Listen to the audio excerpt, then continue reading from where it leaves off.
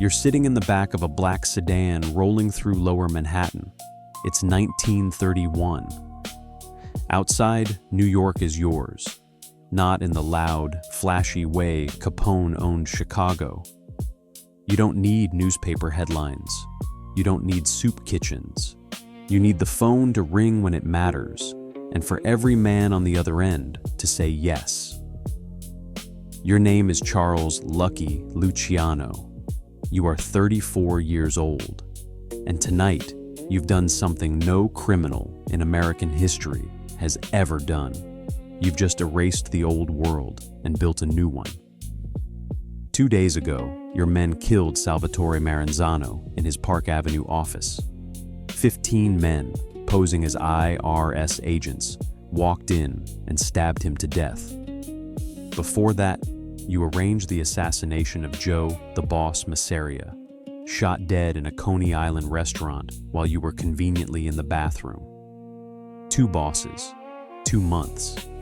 The Castellammarese War that tore New York apart for 2 years is over because you ended it. But you didn't end it to become the next boss of bosses. You ended it to kill the idea of a boss of bosses entirely. Because you understand something the old Mustache Pete's never did. The future of organized crime isn't a dictatorship. It's a corporation. But let's go back. Let's go back to where this all started. You're born Salvatore Lucania on November 24th, 1897, in Lercara Fritti, a sulfur mining town in Sicily. Your father works the mines. Your mother keeps the house. There is no future here, only dust, poverty, and the shadow of men who call themselves men of honor. In 1907, your family emigrates to New York. You're 9 years old. You arrive on the Lower East Side, a teeming labyrinth of tenements, pushcarts, and a dozen languages screaming over each other. You learn English. You learn the streets. By the time you're 14, you're running a protection racket, charging younger kids a penny or two a day for safe passage to school. Most kids pay. One kid refuses. His name is Meyer Lansky. He's a small, wiry Jewish kid from Poland who looks you dead in the eye and says no. You respect that. You become friends. It's the most important friendship of your life. Together with Lansky, you build a crew that doesn't care about the old rules. Italians don't work with Jews? You do. Jews don't work with Irish? Lansky does. You recruit Bugsy Siegel, Frank Costello, Vito Genovese, a multi-ethnic army of young hustlers who see the future clearly. Money has no nationality. You run numbers, bootlegging, labor rackets. But you're also watching the old bosses, Joe Masseria and Salvatore Maranzano, tear New York apart in a bloody turf war, the Castellammarese War. It's old world stupidity, Sicilians killing Sicilians over pride and tradition, while the real money sits on the table uncollected. You decide to end it your way. You play both sides. You're Masseria's lieutenant, but you're secretly feeding information to Maranzano. On April 15th, 1931, you invite Masseria to dinner at Nuova Villa Tamaro on Coney Island. Lobster, wine, a card game. Then you excuse yourself to the bathroom. 4 gunmen walk in. Bugsy Siegel, Joe Adonis, Albert Anastasia, Vito Genovese. 20 shots. Masseria dies face down in his pasta, clutching the ace of spades. Maranzano declares himself capo di tutti capi, boss of all bosses. He reorganizes the New York families into 5 units, the 5 families. But within weeks, you learn he's planning to kill you. He's hired a contract killer named Vincent Mad Dog Call.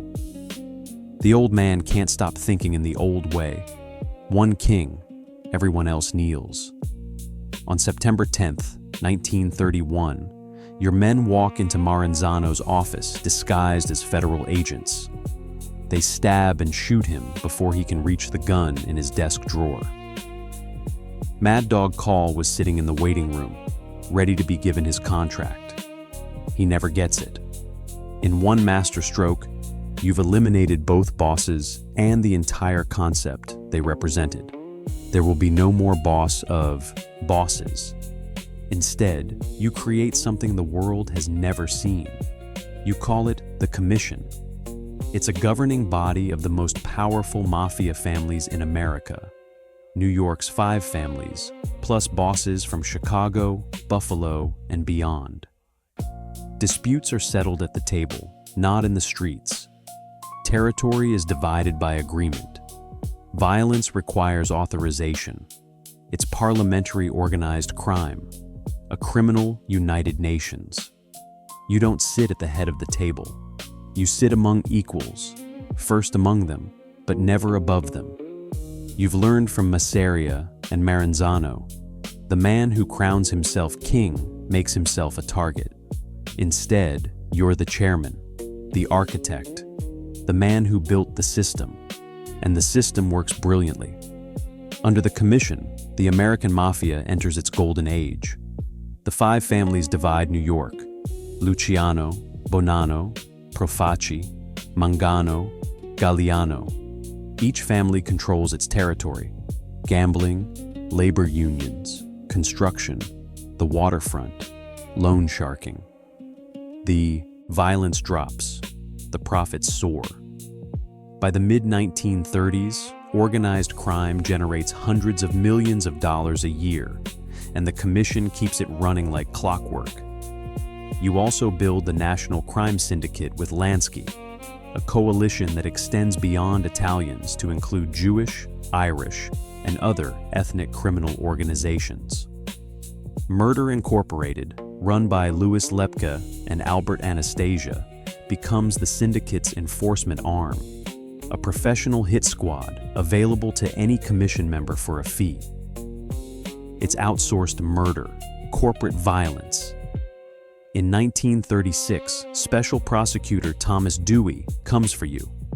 He can't prove the murders. He can't crack the syndicate's finances, but he finds a weakness: prostitution.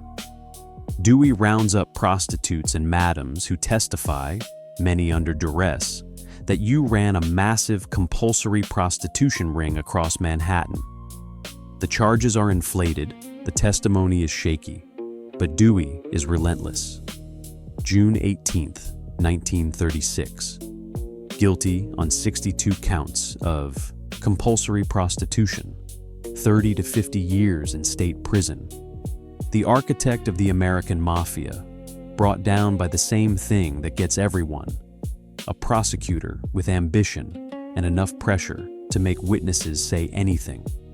You're sent to Dannemora, the Clinton Correctional Facility in upstate New York. But you keep running things. Lansky visits regularly. Messages flow in and out. The Commission continues to function.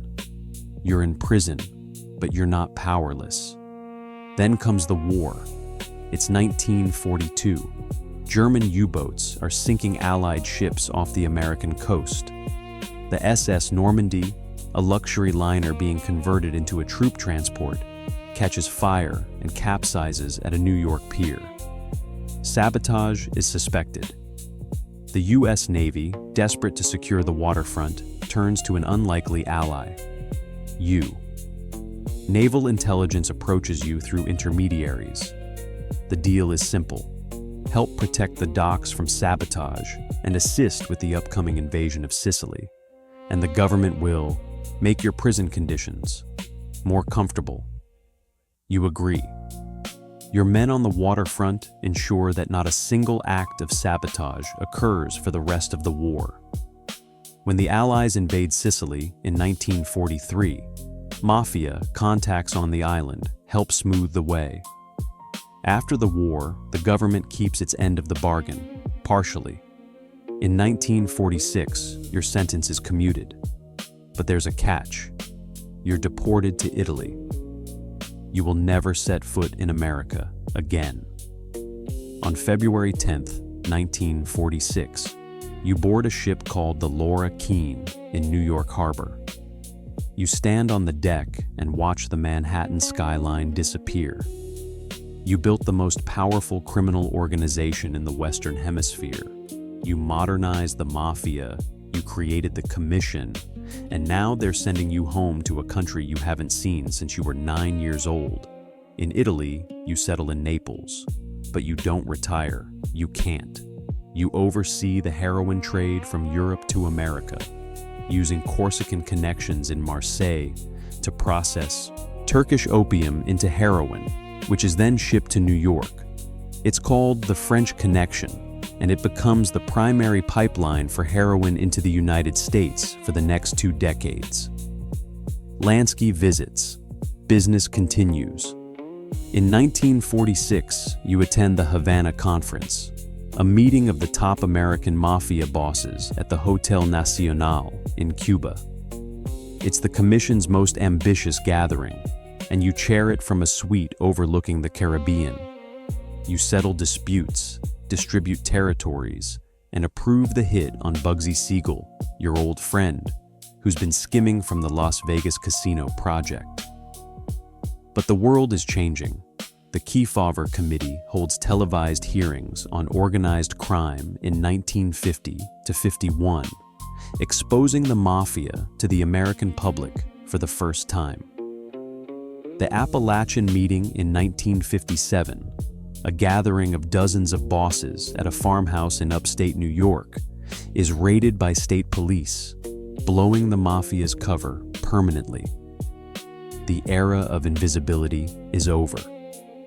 On January 26, 1962, you go to Naples International Airport to meet a Hollywood producer who's making a movie about your life.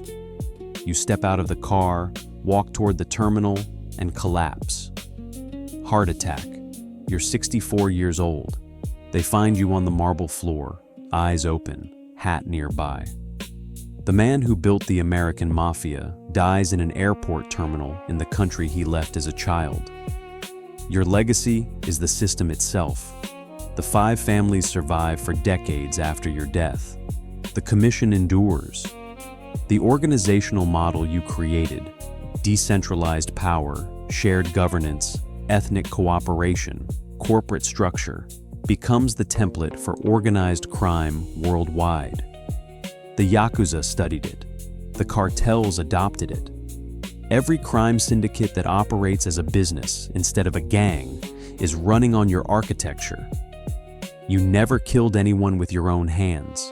At least, no one could ever prove it. You never carried a gun in public. You dressed conservatively, spoke quietly, and avoided the spotlight. You were the anti-Capone.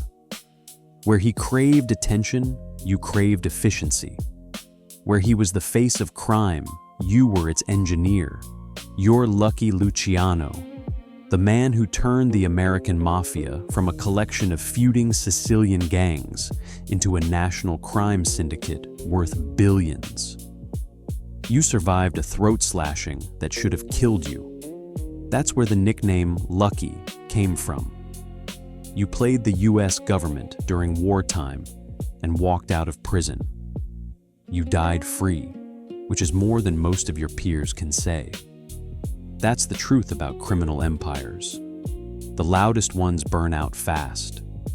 The quiet ones, the ones run by men who build systems instead of statues, those are the ones that outlast everyone, including the men who built them.